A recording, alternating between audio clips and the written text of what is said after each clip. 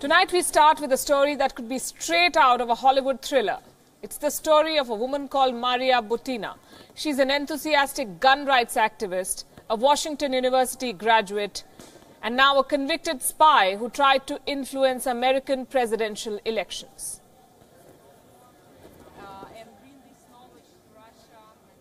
To determine if this was, and there was no conflict of interest. By talking with her.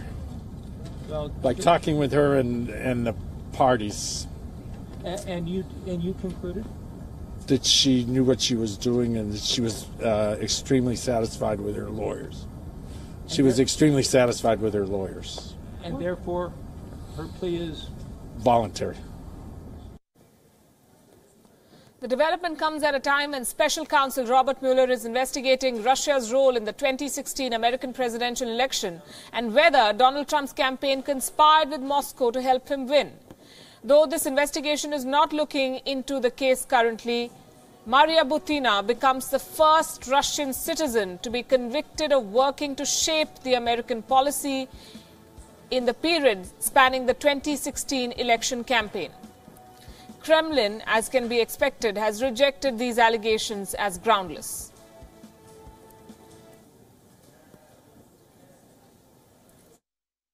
Все обвинения в ее адрес мы считаем абсолютно необоснованными, несостоятельными. Вот. Все остальное это уже вопрос судебного разбирательства в США и вопрос защиты Бутиной, который на данной стадии мы не хотим комментировать. So who is this woman? Who is Maria Butina and what are the charges against her? She sprung on the scene 9 years ago as a furniture retailer. She was only 21 years old then. She then joined advertising and started gun advocacy. She got involved in Russian President Putin's political party before landing in the US on a student visa. She continued campaigning for gun rights and aimed at a powerful lobbying group in Washington. That's the National Rifle Association, the NRA. Her calculation was simple. Butina predicted that a certain political party will win the US presidential election. She trained her guns on this group that was closest to it, the NRA.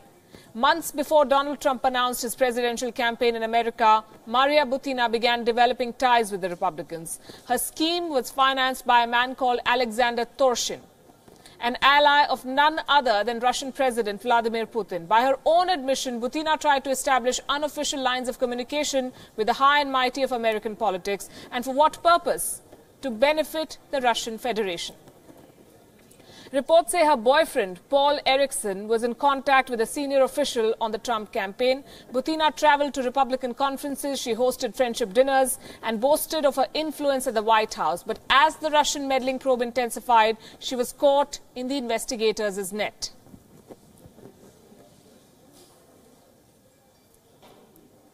So let's get reviews from both sides on what has happened here. Joining us from Russia is Dmitry Babich. He's a political analyst with the Russian international news agency Sputnik. Good evening, Dmitry. Do you agree with the charges against Maria Butina that she tried to influence American foreign policy, and is there enough to substantiate this? Well, I don't think that you can influence U.S. foreign policy by befriending lawyer-rank activists of the Republican Party and of the National Rifle Association. National Rifle Association, or NRA, is very influential in the United States, but it is only concentrated on the problem of gun rights. It has nothing to do with foreign policy, with military establishment, with arms that are used in combat operations. So I think the case against Butina was absolutely made up because she did not behave like a spy. She posted her photos with NRA activists on Facebook. She communicated with Russia through emails which were not protected, which were easily read by FBI agents. So she didn't behave like a spy. But of course, after 6 months of solitary confinement, one is ready to admit anything just to get out of jail. So I think the United States simply broke her. She admitted to conspiracy against the United States.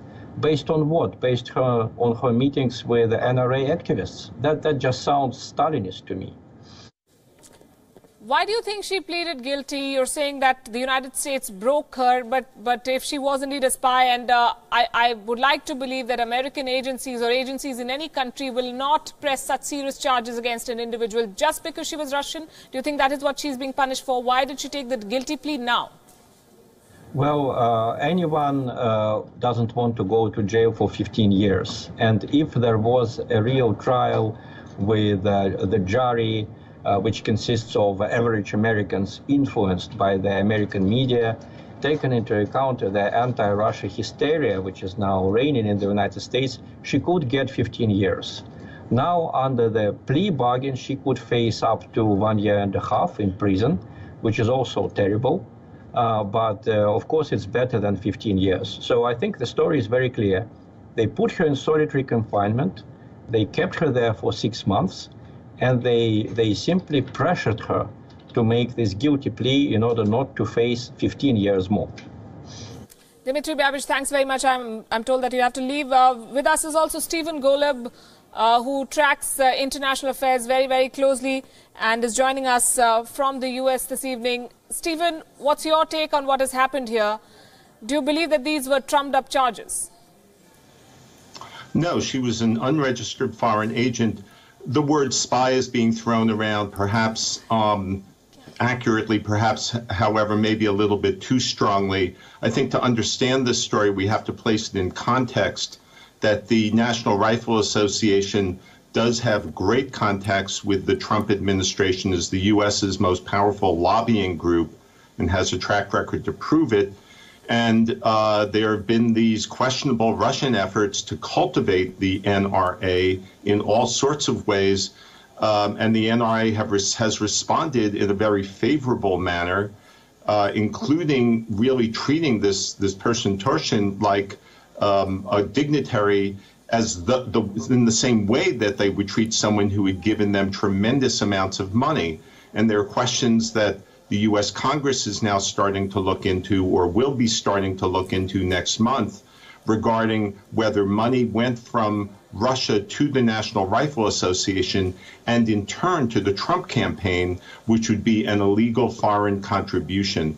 And to put that in more context, that illegal foreign contribution to a U.S. campaign would be an influence buying effort that is not permitted under U.S. law, and that is part of the broader picture of Russia trying to influence U.S. democracy in various illegal ways. I'm afraid, Stephen, you're talking in generalities. You're talking about a pattern. You're talking about assumptions. This is how the NRA behaves. This is how they're close to the Republicans. This is how people infiltrate. We're talking about a specific case here. This woman, who, as Dmitry said, was contacting her Russian peers or friends on emails which weren't protected, who was posting pictures on social media, who was kept in solitary confinement for 6 months, did not have a lot of options. She did not behave like a typical spy, and the American state, as Dmitry says, broke her, which is why she pleaded guilty.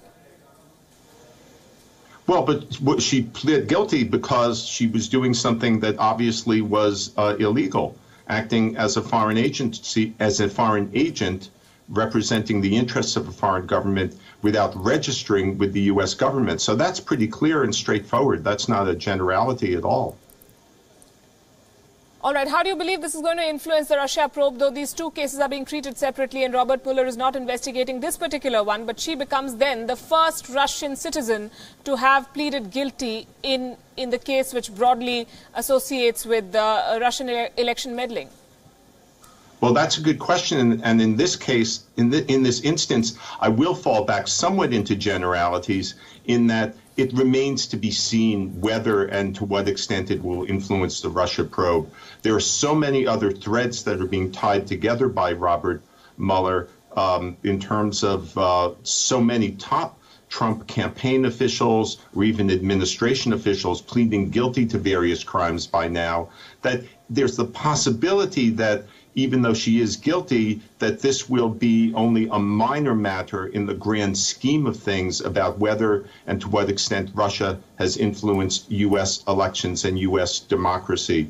It could end up being significant if, in fact, money did flow, a significant amount of money did flow from Russia to the National Rifle Association and in turn to Donald Trump.